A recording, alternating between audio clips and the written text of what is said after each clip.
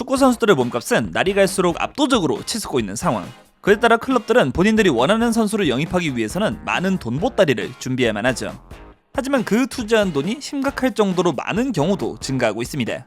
그래서 이번 영상에서는 한 번의 이적 시장에서 이게 맞나 싶을 정도로 많은 금액을 투입했던 경우들 9가지를 준비해봤습니다. 이런 팀들이 줄 서 있겠죠.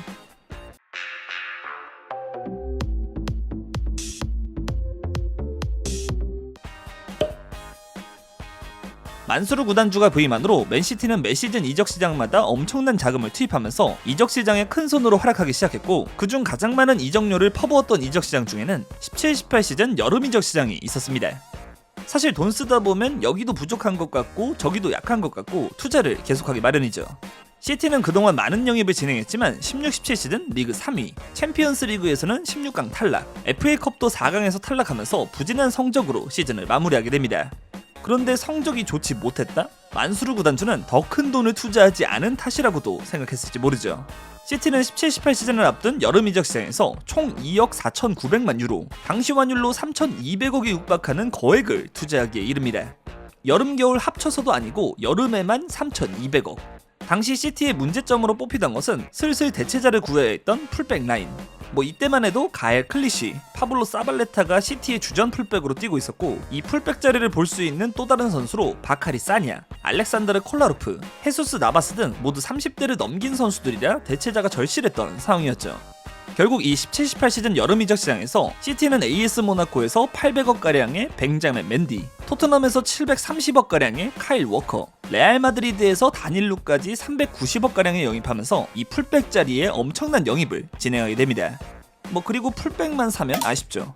이 선수들 외에도 모나코에서 베르나르도 실바, 벤피카에서 에드르송 골키퍼도 이 17-18 시즌 여름 이적 시장에 영입했고, 현재 유벤투스에서 뛰고 있는 더글라스 루이스 역시 2017년 시티로 이적.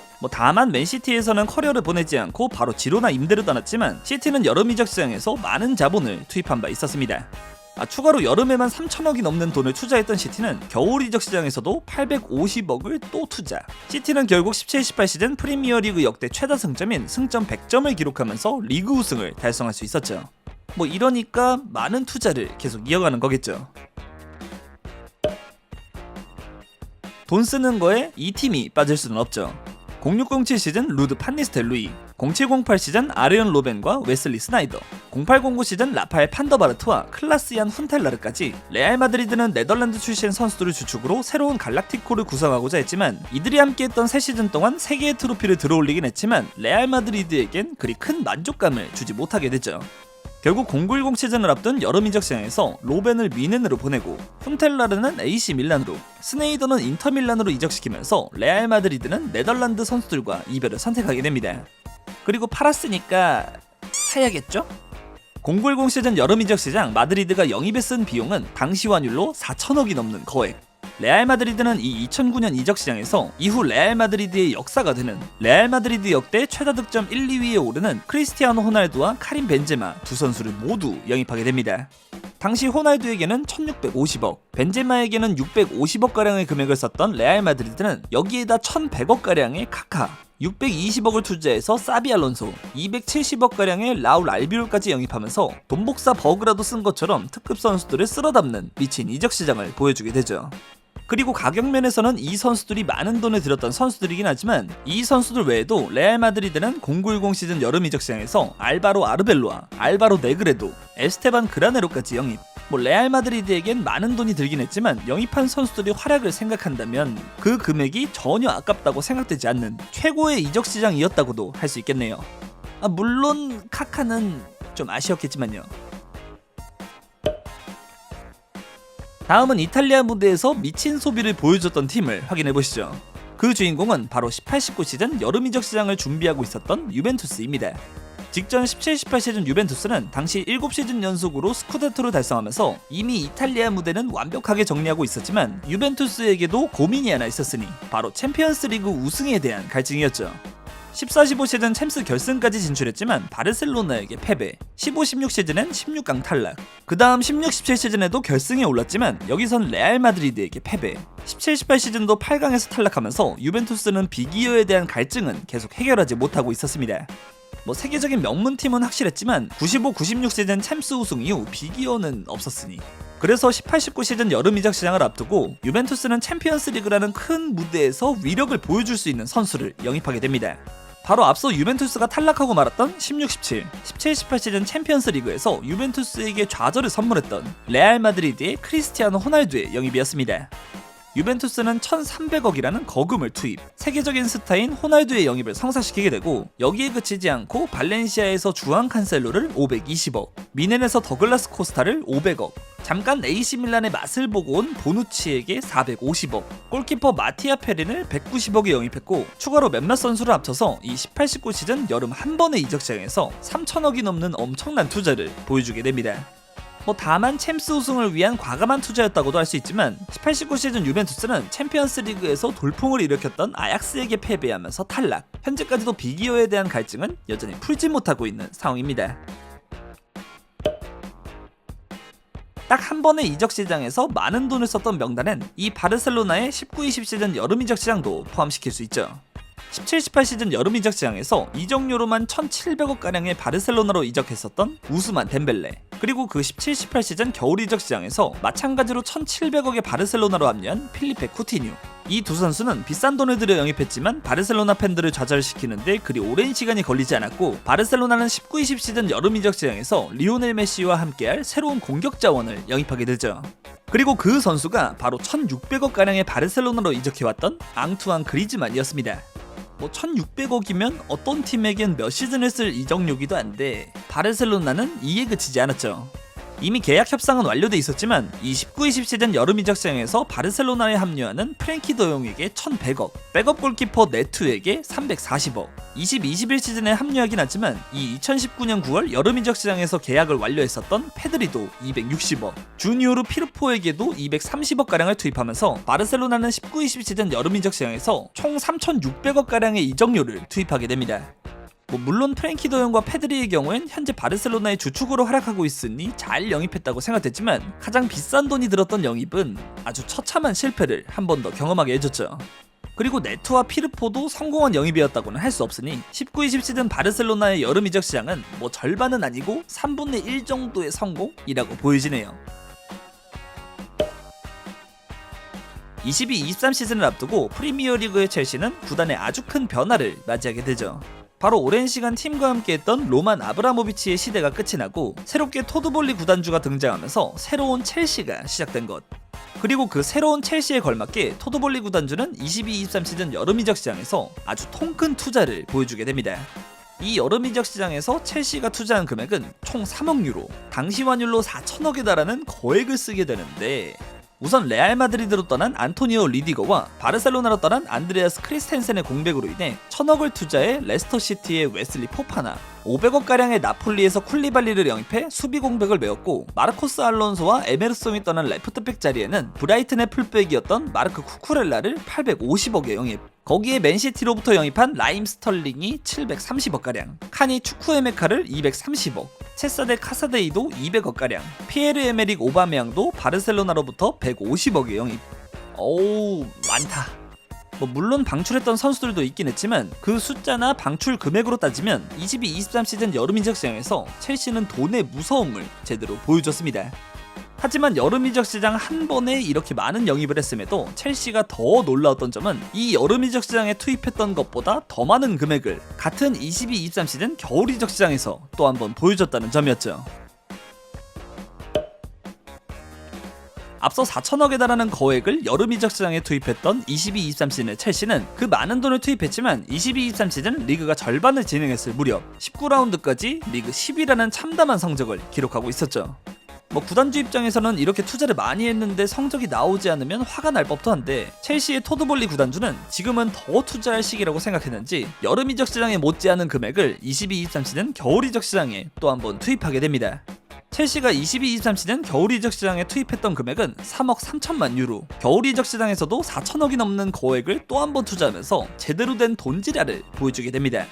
당시 첼시 역대 최다 이적료이자 프리미어리그 역대 최다 이적료 기록이었던 1,800억가량을 투입해 엔조 페르난데스를 영입했고, 또 다른 1,000억짜리 영입생 미하일로 무드릭, 그 외에도 500억가량의 부누와 바디아실, 노니 마두에키에게도 500억. 이에 그치지 않고 말로 기스토, 안드레이 산토스, 다트로 포파나, 임드로 주앙 펠릭스 등 젊고 잠재력 있는 선수들을 대거 영입하게 됩니다.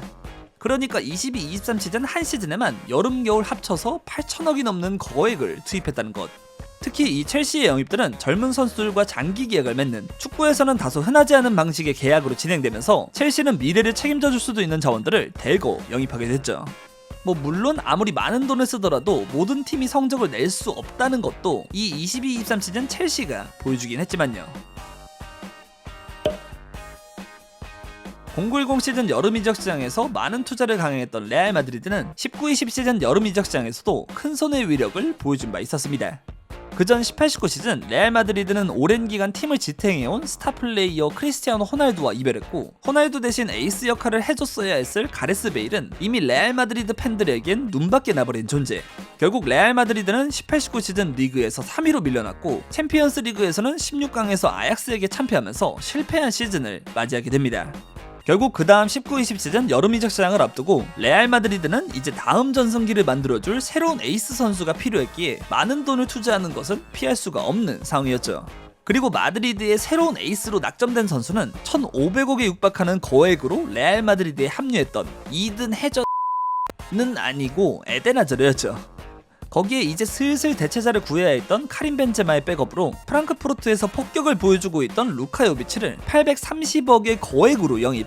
그러니까 2명 영입해서 2,300억 썼는데 이렇게 될 줄은.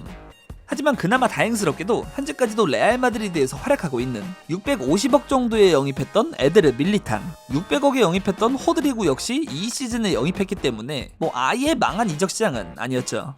물론 또 다른 600억짜리 영입생 페를랑 맨디도 이 19-20 시즌 여름 이적 시장에서 영입, 무려 4천억이 훌쩍 넘는 금액을 투입했음에도 금액의 절반 이상은 날려먹었다고 봐도 무방했지만 사실 아자르가 레알 마드리드에서 그렇게 처참하게 망할 것이라고는 생각하기가 힘들었을 테니까 마드리드의 잘못이라고는 할 수 없겠죠. 이거 돈 쓰는 일인데 PSG가 빠지면 섭섭하죠. PSG는 2011년 구단이 카타르 자본에 인수되면서 일명 오일머니의 지원을 받게 됐고, 매 이적 시장마다 최소한 한 건의 대형 영입을 진행한 바 있었죠. 하지만 지난 23-24 시즌 여름 이적 시장에서 PSG는 그 대형 영입을 한두 건도 아니고 아주 많이 보여주게 되죠. 물론 23-24 시즌을 앞두고 팀의 슈퍼스타 네이마르가 사우디 무대로 떠났고, 중원을 책임져주던 마르코 베라티 역시 카타르 리그로 이적하면서 수익이 있었던 것도 있지만, 그걸 빼더라도 23-24 시즌 PSG는 여름 이적 시장에서 엄청난 돈을 투자하게 됩니다. 그 금액만 해도 무려 4,900억가량. 23-24 시즌을 앞두고 PSG는 네이마르 외에도 리오넬 메시까지 팀을 떠나면서 공격진의 보강이 필요하다고 판단했고, 프랑크푸르트에서 맹활약을 보여준 랑달 콜로무아니를 1,400억이라는 거액으로 영입, 바르셀로나로부터 우스만 덴벨레를 720억, 또 다른 유망주인 브래들리 바르콜라를 640억에 영입하면서 공격진의 자국 선수들을 대거 영입하게 됩니다. 거기에 마누엘 우가르테가 880억, 리카 헤르난데스가 640억, 임대로 합류했었던 위고 에키테케도 완전 이적하면서 400억, 이강인에게도 310억까지 지불하면서 PSG는 본인들이 진짜 엄청난 부자 구단이라는 것을 보여주게 됩니다. 물론 그 영입생들이 23-24 시즌 모두 성공했다고는 할 수 없겠지만, 여름 이적 시장 딱 한 번에 4,900억을 투자할 수 있다는 것 자체로도 미쳤다고 할 수 있겠네요. 앞서 23-24 시즌 PSG는 4,900억이라는 어마어마한 이적료를 여름 이적 시장 한 번에 투입했지만, 놀랍게도 그 23-24 시즌 여름 이적 시장에서 가장 많은 돈을 썼던 것은 PSG가 아니었죠. 그 주인공은 22-23 시즌 미친 투자를 감행했음에도 참담한 리그 성적을 기록했었던 첼시였죠. 이건 성적이 좋지 않았던 게 투자금이 모자랐다고 생각한 듯 싶죠. PSG가 4,900억? 23-24 시즌 여름 이적 시장에서 첼시가 썼던 이적료는 약 6,500억. 그전 22-23 시즌 여름 겨울 이적 시장 합쳐서 8천억가량을 투자했었으니까 23-24 시즌 여름 이적 시장까지 3번의 이적 시장에서 1조 4천억. 웬만한 팀은 상상도 하지 못할 금액을 첼시가 또 한 번 투자하게 되죠. 이번에도 무려 1,900억에 가까운 미친 이적료를 영입했었던 모이세스 카이세도를 필두로 사우스햄튼에서 로메오 라비아를 900억, 크리스토퍼 은쿤쿠가 850억, 콜파머가 670억. 넌 바로 잘했으니까 인정. 거기에 악셀 디사시가 640억, 니콜라 잭슨이 530억, 레슬리 우고초쿠가 390억, 로베르트 산체스 골키퍼가 330억 등 이거 제대로 된 돈지랄을 보여주게 되죠. 물론 2시즌 연속으로 이렇게 거액을 투자할 수 있었던 이유는 불필요해진 선수 역시 많이 방출했었기 때문이었지만 그걸 감안하더라도 첼시가 사용한 이적료들은 많아도 너무 많은 감이 있었죠. 하지만 문제는 뭐다? 첼시는 2시즌 연속으로 미친 영입을 보여줬음에도 23-24 시즌 리그 6위로 마무리하고 말았죠. 그래도 12위였는데 6위로 오른 거면 선방한 건가? 지금까지 엄청난 자본력을 보여준 단일 이적 시장에서 미친 이적료를 투입했던 클럽들 9가지를 준비해봤습니다. 뭐 실패한 영입이 있었더라도 그래도 돈이 많은 게 최고죠. 오늘 영상은 여기까지고 재밌게 보셨다면 구독과 좋아요 부탁드립니다. 그럼 안녕!